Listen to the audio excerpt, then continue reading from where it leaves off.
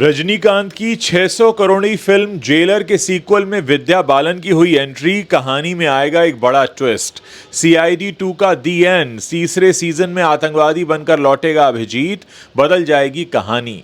Wankhede stadium में फिल्मी सितारों का लगा मेला, शाहरुख के बाद मेसी से बेटों संग मिलने पहुंची करीना कपूर और शिल्पा शेट्टी। इंडिया टूर पर हैं फुटबॉलर मेसी। खबरों में आगे बताएंगे आपको। कसूर 2 के लिए कड़ी मेहनत कर रही हैं उर्वशी रौतेला, रोल के लिए गंवाई रातों की नींद। बी टाउन की हर बड़ी और ग्रैंड शादी में नजर आते हैं करण जौहर, लेकिन करोड़ों के मेन्यू के बावजूद खाने से बनाए रखते हैं दूरी। वजह जानकर आप भी होंगे हैरान। और मैं और वो सिर्फ दोस्त हैं, बिग बॉस 19 के बाद अमाल मलिक ने तान्या मित्तल संग रिश्ते पर तोड़ी चुप्पी। नमस्कार दोस्तों, आप देख रहे हैं बॉलीवुड की टॉप हेडलाइंस। हम इन खबरों में आगे बढ़ें उससे पहले मैं आपको याद दिलाना चाहूंगा कि अगर आप मेरे रिव्यूज़ देखना चाहते हैं तो यूट्यूब और इंस्टाग्राम पर उज्जवल त्रिवेदी रिव्यूज़ को फॉलो करना ना भूलें। साथ ही अगर ज़िंदगी जीने का नया नज़रिया तलाश रहे हैं तो आप यूट्यूब पर उज्जवल त्रिवेदी टॉक्स को भी फॉलो कर सकते हैं। रजनीकांत की अपकमिंग फिल्म जेलर 2 को लेकर काफ़ी चर्चा हो रही है, लेकिन अब इस फिल्म से जुड़ी एक बड़ी खबर सामने आ रही है, जिसमें बताया जा रहा है कि फिल्म में विद्या बालन शामिल हो रही हैं। साल 2023 में रजनीकांत की फिल्म जेलर ने बॉक्स ऑफिस पर धमाल मचा दिया था। फिल्म ने भारत में तो कमाई की ही थी, लेकिन विदेशी थिएटर्स के जरिए फिल्म ने 600 करोड़ रुपए से ज्यादा के डॉलर्स जुटाए थे विदेशों में। अब इस फिल्म के दूसरे पार्ट की तैयारी चल रही है। इस साल के शुरुआती महीने से ही फिल्म के दूसरे पार्ट की शूटिंग चल रही है। फिल्म से जुड़े एक सोर्स ने यह भी बताया कि हाल ही में बॉलीवुड एक्ट्रेस विद्या बालन इसकी कास्ट का हिस्सा बनने वाली हैं। विद्या बालन के इस फिल्म में जुड़ने के बाद से इसको लेकर एक्साइटमेंट और भी बढ़ गया है। बताया जा रहा है कि विद्या बालन को फिल्म की स्क्रिप्ट काफी पसंद आई है और उनकी भूमिका भी फिल्म की कहानी के लिए काफी जरूरी होने वाली है। जानकारी के मुताबिक विद्या बालन के फिल्म में होने से इसकी कहानी में खास मोड़ आएगा, जो फिल्म के रोमांच को और बढ़ा देगा। विद्या का किरदार इसमें काफी अहम है। रजनीकांत की फिल्म में विद्या बालन की एंट्री एक कमाल का दांव होने वाली है। फिल्म की रिलीज को लेकर भी काफी चर्चा इस समय चल रही है। जेलर 2 से जुड़े सोर्स ने इसकी रिलीज को लेकर कहा है कि हो सकता है ये फिल्म अगले साल अगस्त में बॉक्स ऑफिस पर दस्तक दे दे। क्राइम शो सीआईडी का दूसरा सीजन ऑफ एयर यानी अब बंद हो रहा है। दरअसल लंबे समय से ऐसी चर्चा हो रही थी कि यह शो बंद होने वाला है। 14 दिसंबर की सुबह सोनी टीवी ने भी सोशल मीडिया पर एक पोस्ट शेयर करके इसकी जानकारी दी थी कि रविवार को इस शो का फिनाले एपिसोड आएगा। रविवार शाम 7 बजे इस शो का लास्ट एपिसोड टीवी पर टेलीकास्ट हुआ और कहानी का अंत एक बेहद ही रोमांचक मोड़ पर कर दिया गया।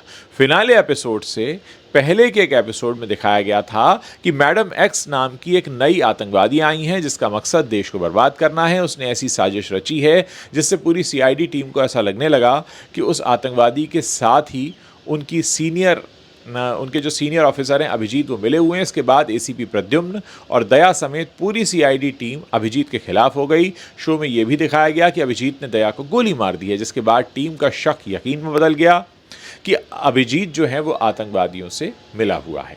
गोली लगने के बाद जब दया को अस्पताल में भर्ती किया गया तो अभिजीत वहां भी पहुंच गया और उसने दया को मारने के लिए एक जहर का इंजेक्शन भी दिया। तो ये सारे के सारी चीज़ें जब दिखाई गईं, उसके बाद अभिजीत के मन में अपनी ही टीम के लिए इस बात को लेकर भारी गुस्सा दिखा कि कैसे उसकी अपनी टीम ने उसे आतंकवादी मान लिया। लास्ट सीन में दया को इंजेक्शन देने से पहले अभिजीत कहता है, मैडम एक्स का बचा हुआ काम अब मैं पूरा करूंगा, अब मैं दिखाऊंगा कि आतंकवादी किसे कहते हैं।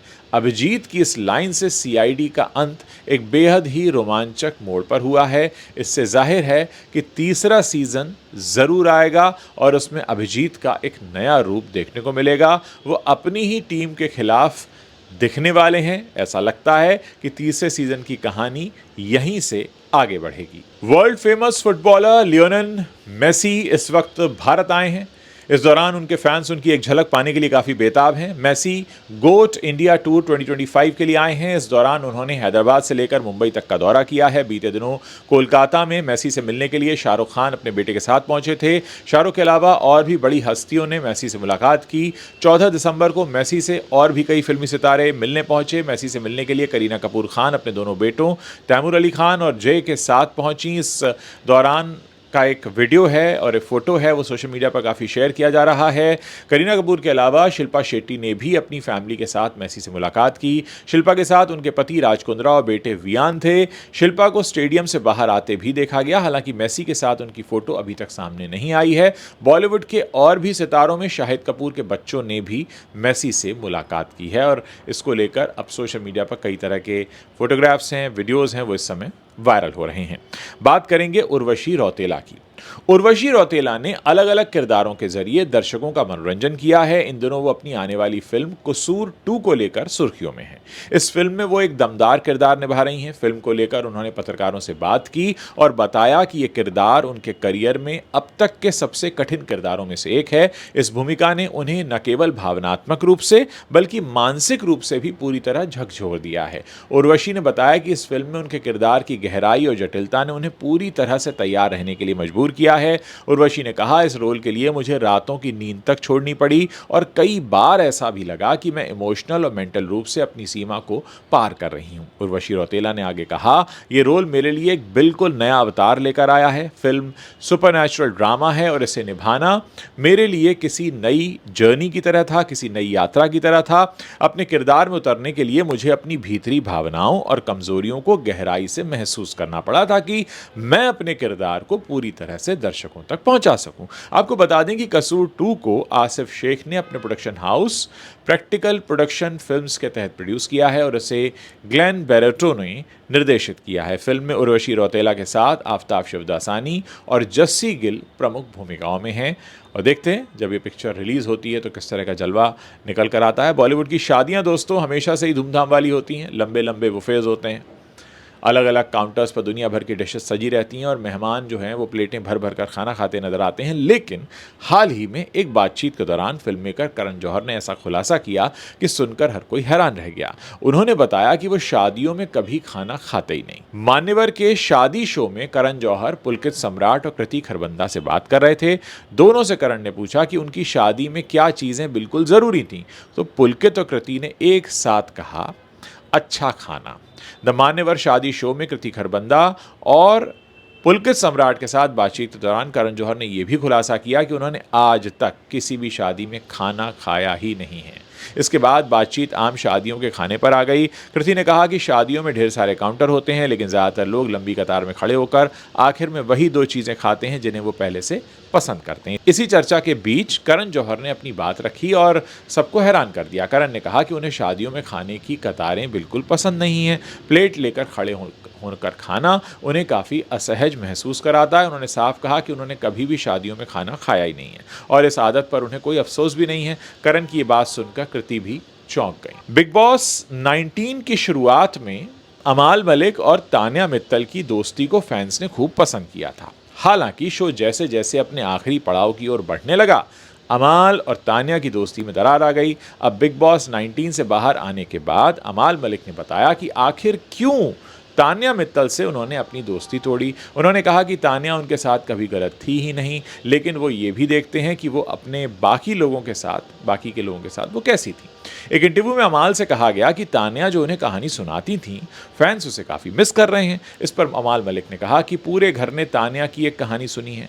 अमाल ने आगे कहा, मुझे तान्या मित्तल से कोई समस्या नहीं थी, मैं उससे नफरत नहीं करता हूँ या मेरे मन में उसको लेकर कुछ भी गलत है ही नहीं। मुझे सिर्फ ये था कि मेरे साथ सही रहते रहते मैं लोगों का बर्ताव दूसरों की तरफ भी देखता हूँ और उसके जो खास हैं उनके साथ जब तान्या की अनबन हुई और जब तान्या मित्तल अपने बेस्ट फ्रेंड के साथ भी खड़ी नहीं हुई तो खुद से ही मैं उससे डिटैच होने लगा। घर में तान्या से दोस्ती तोड़ने के बाद अमाल मलिक जिस तरह से तान्या से बर्ताव कर रहे थे उसको देखकर कई लोगों ने कहा था कि ऐसा लग रहा है कि अमाल तान्या से ऑब्सेस्ड हैं। इस बारे में बोलते हुए, इसका जवाब देते हुए अमाल ने कहा कि अगर कोई उन्हें डिसरिस्पेक्ट करता है तो वो उसके पीछे पड़ जाते हैं। तो दोस्तों ये वो बड़ी खबरें हैं जो बॉलीवुड से आती हैं, इंटरनेट पर छाई हुई हैं। अगर आपको वीडियो पसंद आ रहा है अपने दोस्तों के साथ शेयर कीजिए। चैनल पर नए हैं सब्सक्राइब ज़रूर कीजिएगा ताकि जब भी हम कोई नया वीडियो पोस्ट करें उसकी जानकारी आप तक तुरंत पहुंच सके। और हाँ, अगर आपके पास कोई शिकायत है हमारे लिए या आप कोई सुझाव देना चाहते हैं तो इस वीडियो के नीचे कमेंट सेक्शन है, वहाँ पर जाइए, अपनी बात लिखिए और साथ में अपना नाम और अपने शहर का नाम लिखना मत भूलिएगा।